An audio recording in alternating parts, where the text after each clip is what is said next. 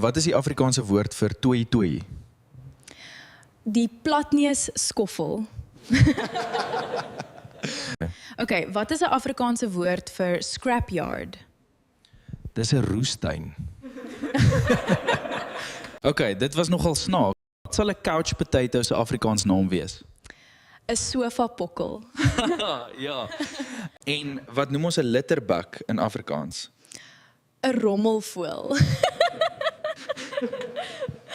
En ons liedjie vir die aand is Bitter Bessie, 'n lekker country rock liedjie.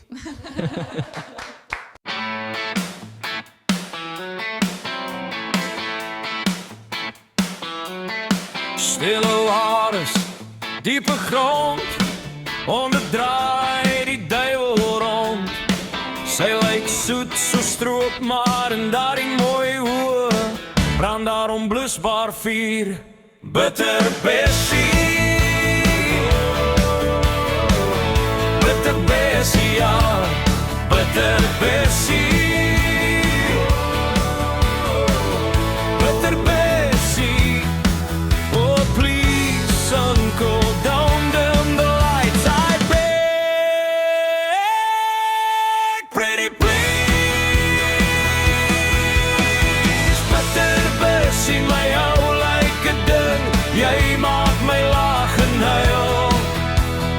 Bitter Bessie, jy is my gunsteling, ek wil net naby jou wees. Bitter Bessie, my oogappel, my gunsteling ontbyt, my sondesappie voor ek slaap.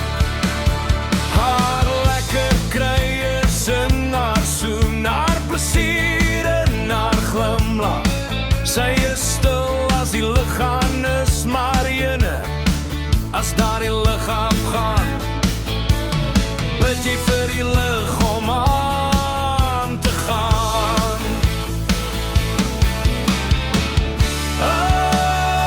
Uncle, pretty please, don't dim the lights. Uncle, pretty please, geen beurtkrag, geen blad, please.